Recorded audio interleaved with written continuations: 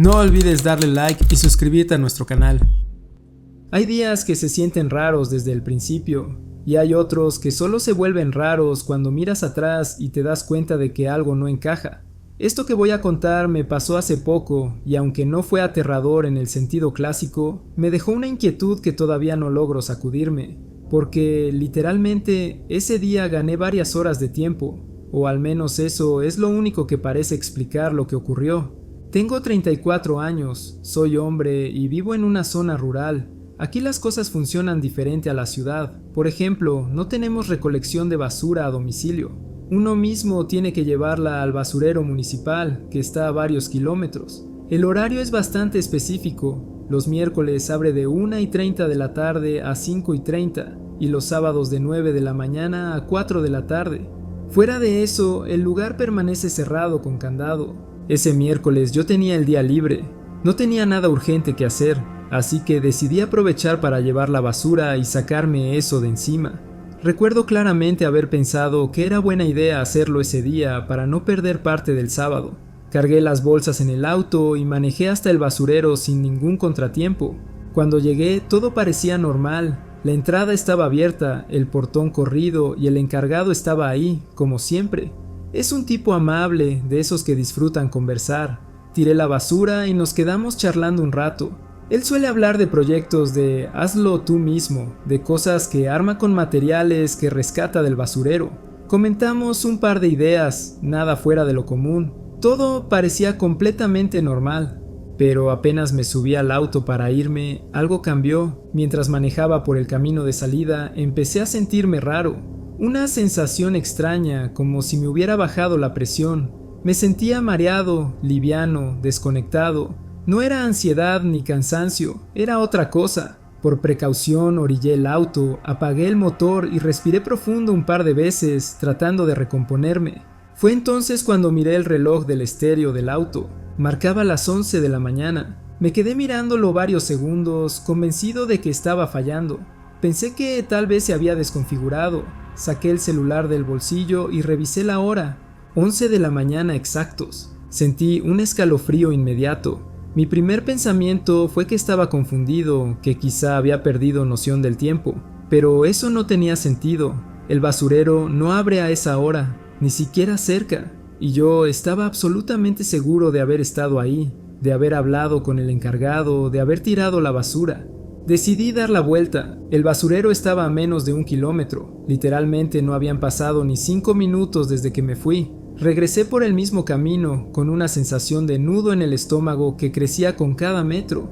Cuando llegué, el portón estaba completamente cerrado, con candado, no había nadie. El lugar estaba vacío, tal como debería estar, a las 11 de la mañana. Me quedé ahí sentado dentro del auto, mirando el portón, tratando de entender qué demonios estaba pasando. No había forma lógica de explicar cómo había entrado antes, ni con quién había hablado, ni cómo había tirado la basura si el lugar nunca había abierto. Me fui de ahí completamente descolocado. El sábado siguiente regresé al basurero, decidido a preguntar. El mismo encargado estaba ahí. Le mencioné lo del miércoles, que había ido y que habíamos conversado. Su reacción fue inmediata y clara. Dijo que abrió a la hora de siempre y que no me vio en ningún momento ese día. Le pregunté específicamente por nuestra charla, por los proyectos que suele hacer con cosas recicladas. Me miró confundido y me dijo que actualmente no estaba trabajando en nada de eso, que ni siquiera recordaba haber hablado conmigo de algo así. No estaba bromeando, no estaba nervioso, simplemente no tenía idea de lo que yo estaba diciendo. Desde entonces no dejo de pensar en eso. No fue un sueño, no fue una confusión. Yo estuve ahí, tengo el recuerdo completo, vívido, detallado. Pero según el tiempo, ese momento nunca ocurrió. No sé si entré en una especie de lapso, si me deslicé a otro momento, a otra versión del mismo día, o si por unas horas estuve fuera del tiempo normal. Lo único que sé es que ese miércoles hice algo que oficialmente pasó antes de que pudiera pasar, y eso todavía me quita el sueño. Siempre digo que mi papá tenía una conexión especial con la naturaleza. No era solo que le gustara salir al campo o caminar por el bosque, era algo más profundo, casi espiritual. Desde que tengo memoria, fue un conservacionista convencido, de esos que respetan cada forma de vida, desde los árboles hasta los animales más pequeños. Me enseñó a mirar el mundo con calma, a observar, a escuchar. Para él, la naturaleza no era un fondo, era un mensaje constante. Recuerdo perfectamente una ocasión, hace muchos años, en la que llegó a casa con un regalo para mí y para mi familia. Era una pequeña escultura de un búho, un busto tallado con muchísimo detalle. Me explicó que el búho simbolizaba sabiduría, protección y vigilancia. Dijo que le recordaba a cómo él veía la vida, siempre atento, siempre observando en silencio. En ese momento me pareció un gesto bonito, nada más. Nunca imaginé lo importante que ese objeto llegaría a ser para mí. El otoño pasado, mi papá murió, y no lo hizo en un momento fácil de mi vida. Al contrario, fue, sin exagerar, uno de los periodos más oscuros que me ha tocado atravesar. Tenía problemas en el trabajo, una enfermedad que me drenaba física y emocionalmente, y una situación económica que no dejaba de empeorar. Todo parecía venirse abajo al mismo tiempo. Su muerte fue el golpe final. Sentí que me quedaba sin suelo, sin ancla, sin la persona que siempre me hacía sentir que todo iba a estar bien, incluso cuando no lo estaba. Los días posteriores a su muerte fueron confusos. Me movía en automático, subía las escaleras de mi casa sin pensar, comía sin hambre, dormía mal, me sentía completamente desbordada. Y entonces, aproximadamente una semana después de que falleció, pasó algo que todavía hoy me cuesta explicar sin que se me quiebre la voz. Estaba en el segundo piso de mi casa, en silencio, parada frente a la ventana. Afuera no pasaba nada especial, un día cualquiera. De pronto sentí una presencia, no un ruido fuerte, no un golpe, solo esa sensación de que algo estaba ahí. Levanté la mirada y lo vi. Un búho estaba posado en el alféizar de mi ventana. No parpadeaba, no se movía, simplemente me miraba. Sus ojos estaban fijos en los míos, como si me estuviera reconociendo. El tiempo pareció detenerse, sentí un nudo en la garganta y, sin poder evitarlo, empecé a llorar. No fue un llanto de miedo, fue un llanto profundo, liberador, como si algo dentro de mí se hubiera abierto. No sé cuánto tiempo estuvo ahí, minutos, tal vez. Luego, sin hacer ruido, alzó vuelo y se fue hacia el enorme árbol que tenemos en el patio trasero. Un árbol viejo, imponente, que destaca incluso estando en medio de un suburbio lleno de casas. Desde ese día, el búho no se ha ido, vive ahí. Lo veo seguido, lo escucho por las noches, está presente y cada vez que lo veo, siento una calma extraña, una sensación de acompañamiento que no había sentido desde que mi papá murió.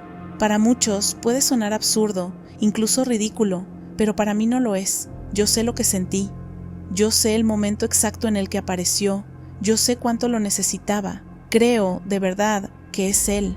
No necesariamente como una reencarnación literal, pero sí como una forma de quedarse, como un mensaje, como una manera de decirme, no estás sola, estoy aquí, sigue adelante. Apareció justo cuando estaba a punto de quebrarme, cuando sentía que no podía más. Y desde entonces, cada vez que dudo, cada vez que me siento débil, levanto la vista y ahí está. Tal vez nunca tenga una explicación lógica, tal vez no la necesito, porque de alguna manera ese búho me devolvió la fuerza que había perdido, y si eso no es amor trascendiendo todo, entonces no sé qué lo sea.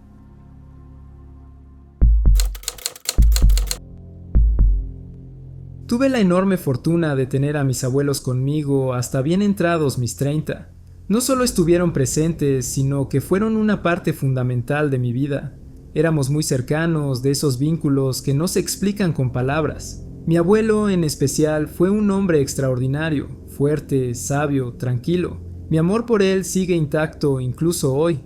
Se llamaba Eugenio, un nombre poco común en mi país, y ese detalle, aunque en su momento parecía insignificante, terminó siendo clave en todo lo que vino después. Murió en septiembre de 2009, y con él se fue una parte muy grande de mí.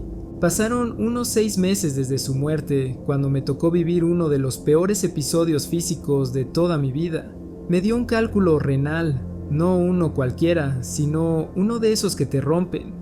La piedra se atascó en el uréter, el conducto que conecta el riñón con la vejiga, y mi riñón izquierdo empezó a hincharse porque la orina no podía salir. El dolor no era fuerte, era inhumano.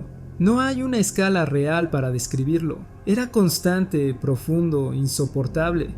Al día siguiente terminé en el hospital. Los médicos no pudieron retirar el cálculo, así que me colocaron un catéter doble J para permitir que el riñón drenara. Además, me pusieron un catéter urinario porque después del procedimiento no podía ni caminar. Ese tubo fue una tortura absoluta, en serio. Nunca había sentido algo así. Llegué a suplicarle al médico que me diera morfina, y él me respondió que ya me habían administrado analgésicos suficientes como para tumbar a un elefante. Y aún así, ahí estaba yo, consciente, sudando, retorciéndome de dolor como nunca antes. Esa noche fue un infierno. Mi esposa estuvo a mi lado todo el tiempo, pero al amanecer ambos estábamos destrozados. Yo estaba agotado, empapado en sudor, sin fuerzas y con una sensación horrible. La muerte parecía una opción más amable que seguir soportando ese dolor. En serio lo pensé. Con lo poco que me quedaba de voz, le pedí a una enfermera, casi rogando, que por favor me retiraran ese catéter. Ella me dijo que llamaría al médico para pedir autorización y salió del cuarto. En cuanto se fue, me quebré. Estaba llorando de dolor, de desesperación. A día de hoy sigo creyendo que ese catéter estaba mal colocado, porque no es normal que cause ese nivel de sufrimiento. Cerré los ojos, apreté la mano de mi esposa y, desde un lugar muy profundo, dije en voz alta: «Abuelo, si estás ahí, si de alguna forma me estás cuidando, por favor, haz algo, ya no puedo más». No soy una persona religiosa, nunca lo he sido, no creo ciegamente en nada. Pero ese momento fue el límite absoluto de mi resistencia. Un segundo después, literalmente, la enfermera volvió a entrar a la habitación. Sonreía. Dijo que el médico había autorizado retirar el catéter. Cuando sacó esa cosa de mí, sentí algo que solo puedo describir como alivio celestial. El dolor desapareció. Pude moverme, respirar, reposar. Era como volver a la vida. Entre lágrimas, pero esta vez de alivio puro, le pregunté su nombre para poder agradecerle. No llevaba gafete, me miró y sonriendo dijo: «Eugenia». Sentí que el mundo se detuvo. Si Eugenio ya es un nombre poco común, Eugenia lo es todavía más. De hecho, nunca antes había conocido a ninguna persona con ese nombre. Miré a mi esposa. Su cara de absoluto shock reflejaba exactamente lo que yo estaba sintiendo. Miedo, gratitud, incredulidad. Ella no podía ni hablar. Media hora después entró otro enfermero con una silla de ruedas y me dijo que ya podía irme. Me ayudó a subir y me dio su nombre: Wilson. Wilson era el nombre de mi tío fallecido, al que nunca conocí porque murió en un accidente automovilístico hacía más de 50 años. ¿Coincidencias? Tal vez. No puedo probar nada. Sigo siendo agnóstico. No puedo decir que creo firmemente en la vida después de la muerte, pero después de eso, tampoco puedo descartarlo. Esa experiencia me sacudió emocionalmente como pocas cosas en mi vida. Si estoy equivocado y hay algo más allá, si quienes amamos pueden acompañarnos de alguna forma, entonces solo puedo decir esto: gracias, abuelo, te amo. El día empezó como cualquier otro, completamente normal, sin nada que hiciera pensar que algo extraño estaba a punto de ocurrir. Unos trabajadores estaban pintando la fachada de mi casa, una construcción muy antigua, hecha en su mayor parte de madera, con décadas, si no siglos, de historia acumulada en cada pared. Mientras ellos trabajaban al frente, yo estaba tranquilamente sentada en el jardín trasero, disfrutando del aire, convencida de que todo estaba bajo control. De pronto, escuché que alguien gritaba mi nombre desde el frente de la casa. Era una voz fuerte, clara, urgente. Sin pensarlo demasiado, respondí gritando que pasaran, que podían entrar sin problema. Esperé, pero nadie entró. Unos segundos después, volví a escuchar mi nombre. Esta vez el tono me puso incómoda, como si algo no estuviera bien. Volví a gritar, insistiendo en que pasaran, pero otra vez no hubo respuesta ni pasos acercándose. Fue entonces cuando sentí esa punzada rara en el estómago, esa intuición difícil de explicar que te dice que algo no encaja. Pensé, ¿por qué me llaman si no vienen? Así que me levanté del jardín y caminé hacia la casa para ver qué necesitaban. En cuanto abrí la puerta, el aire me golpeó la cara. La casa estaba llena de humo. No un poco, estaba completamente invadida por una nube espesa y sofocante. El corazón se me subió a la garganta. Empecé a toser y a sentir cómo el pánico me recorría el cuerpo. Grité pidiendo ayuda mientras trataba de entender qué estaba pasando. Resultó que los trabajadores habían estado usando un soplete para quitar la pintura vieja de la fachada. En algún punto, una chispa había prendido fuego dentro de la casa. Pero como la puerta estaba cerrada y yo estaba atrás, ellos no tenían idea de que el interior se estaba incendiando lentamente. El fuego ya había empezado a avanzar, oculto, silencioso, alimentándose de la madera seca de una casa demasiado vieja para resistir algo así. Si no hubiera entrado en ese momento, la casa se habría quemado por completo. No hay duda de eso. Los bomberos llegaron rápido y, por suerte, lograron controlar el incendio antes de que fuera una tragedia total. Los daños fueron mínimos considerando lo que pudo haber pasado. Aún así, el susto fue indescriptible. Después de que todo se calmó, entre el olor a humo y el caos de la limpieza, llegó el momento más inquietante de todos. Hablando con los trabajadores, les comenté que me habían llamado varias veces. Se miraron entre ellos, confundidos. Y entonces uno dijo algo que todavía hoy me pone la piel de gallina. Nosotros nunca te gritamos. Pensé que era una broma de mal gusto, pero no, todos lo negaron. Nadie había pronunciado mi nombre. Nadie me había llamado desde el frente de la casa. Nadie había intentado avisarme de nada. Me quedé helada. Si nadie gritó, ¿qué fue lo que escuché? ¿Quién dijo mi nombre con tanta claridad? ¿Y por qué justo en el único momento en que necesitaba entrar a la casa para salvarla? Esa noche casi no dormí. Mi esposo y yo le dimos vueltas una y otra vez al asunto. No encontramos una explicación lógica. No fue una confusión, no fue el viento, no fue mi imaginación. Escuché mi nombre claramente, más de una vez, y esa voz me llevó directo al incendio. A día de hoy, solo recordarlo nos provoca escalofríos. No sabemos qué fue, ni de dónde vino, ni por qué pasó, pero sí sabemos una cosa. Si no hubiera respondido a ese llamado imposible, nuestra casa, y quizá algo más, ya no existiría. Y desde entonces, cuando escucho mi nombre y no hay nadie alrededor, prefiero no ignorarlo.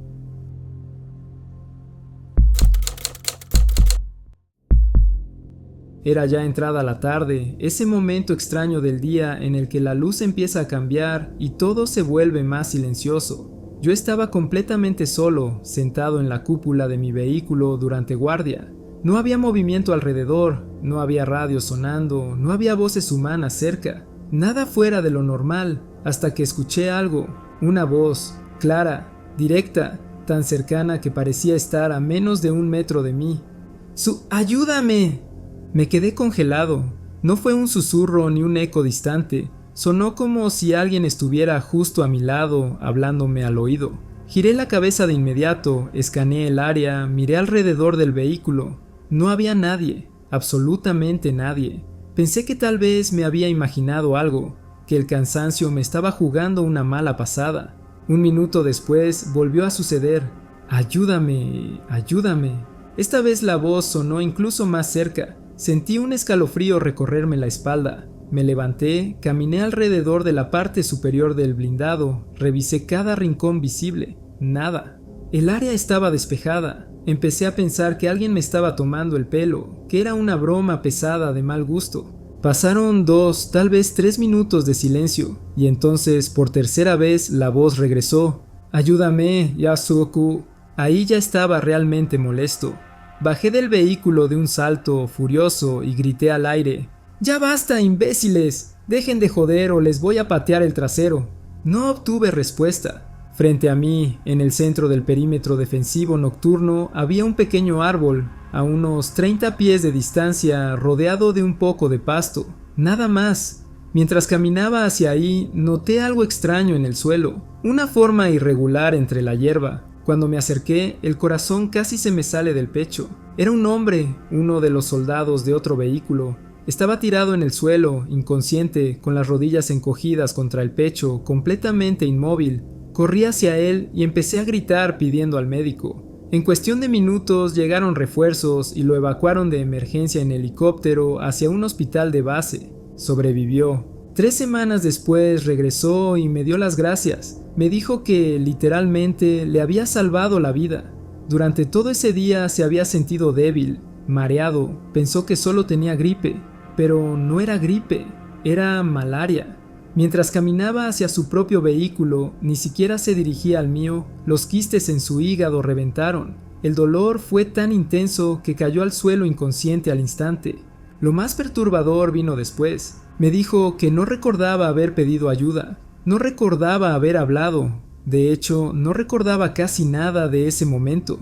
Intrigado, hablé con el médico más tarde y le pregunté directamente si era posible que el tipo hubiera estado consciente cuando me llamó. El médico negó con la cabeza. No, ni de broma, estaba inconsciente antes de tocar el suelo. Apenas tenía signos vitales. Para serte honesto, pensé que ya estaba muerto. Esa respuesta me dejó helado, porque esa voz, esa maldita voz, sonaba real, cercana, nítida, como si alguien estuviera parado justo a mi lado a un par de pasos de distancia, hablándome con desesperación.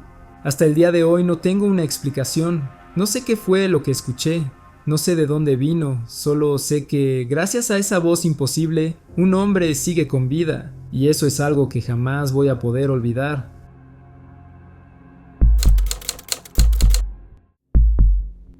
Cuando estaba en la preparatoria, vivimos una experiencia que hasta el día de hoy me sigue provocando un nudo en el estómago cada vez que la recuerdo.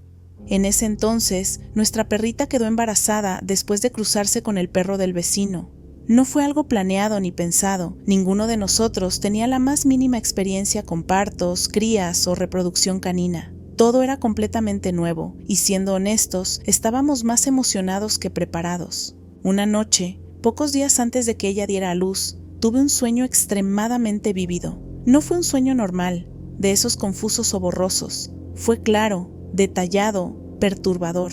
En el sueño, mi perra ya había tenido a sus cachorros. Los veía uno por uno, recién nacidos, pero había uno diferente, uno que no se movía, un cachorro que había nacido muerto. Desperté de golpe, con el corazón acelerado y una sensación horrible en el pecho, como si algo estuviera mal de verdad. No pude ignorarlo. Me levanté de inmediato de la cama con la necesidad urgente de ir a buscarla y comprobar que todo estuviera bien. Sentí ansiedad, una mezcla de miedo y urgencia que no sabía explicar. En el momento en que abrí la puerta de mi habitación, vi que mi mamá salía al mismo tiempo de la suya. Nunca voy a olvidar su expresión. Tenía el rostro pálido, los ojos abiertos de par en par, exactamente la misma preocupación reflejada que yo sentía por dentro. Sin decirnos nada antes, casi al mismo tiempo, nos miramos y preguntamos en perfecta sincronía, ¿dónde está Sally? Fue uno de esos momentos en los que el tiempo parece detenerse. Mi mamá me explicó con la voz temblorosa que había tenido un sueño muy similar al mío. En su sueño, la perra ya había tenido a los cachorros, pero uno no respiraba. Incluso soñó que intentaba reanimarlo, desesperada, pero que no lo lograba. Las dos nos quedamos en silencio. El miedo era tan palpable que no hizo falta decir nada más. Caminamos juntas hacia el patio, con el corazón en la garganta, rezando internamente para que todo hubiera sido solo una coincidencia absurda. La encontramos debajo del rosal del jardín, acurrucada, protegiendo a sus cachorros recién nacidos. Todo parecía tranquilo, hasta que contamos. Ahí estaba, exactamente como en nuestros sueños, todos vivos, menos uno, un cachorro sin vida. Sentí que el estómago se me hundía. Nadie lloró, nadie gritó. Fue un silencio pesado, incómodo, como si algo invisible nos estuviera observando. No era solo tristeza, era la sensación de haber presenciado algo que no tenía una explicación lógica. Con el paso de los años he tratado de racionalizarlo, decirme que fue coincidencia, que quizá inconscientemente sabíamos que algo podía salir mal, pero hay demasiados detalles que no encajan. El momento exacto, los sueños prácticamente idénticos, la sincronía perfecta, la imagen final coincidiendo punto por punto con lo que vimos al salir al patio. Lo que más me inquieta no es solo haber soñado con la muerte del cachorro, es el hecho de que mi mamá y yo, en habitaciones separadas, sin hablarnos, soñáramos lo mismo la misma noche, como si algo hubiera intentado advertirnos, o como si, de alguna forma inexplicable, ya supiéramos lo que estaba por ocurrir. Hasta hoy, cada vez que alguien menciona sueños premonitorios o conexiones inexplicables entre personas cercanas, esta historia vuelve a mi mente. No puedo evitar sentir escalofríos, porque no fue solo un mal sueño, fue una experiencia compartida, y hay coincidencias que simplemente pesan demasiado como para ignorarlas. Antes de terminar este video, queremos darnos la oportunidad de saludar y agradecer a nuestra comunidad de tenebrosos. Valoramos mucho su apoyo. Cada suscriptor, cada comentario, cada like nos motivan a seguir creciendo y mejorando. Ustedes nos dan la oportunidad de hacer algo que nos apasiona y recuerden que si tienen una historia para compartir con nosotros, no olviden enviarla a nuestro correo electrónico que está en la descripción del video. Nos vemos en el próximo universo.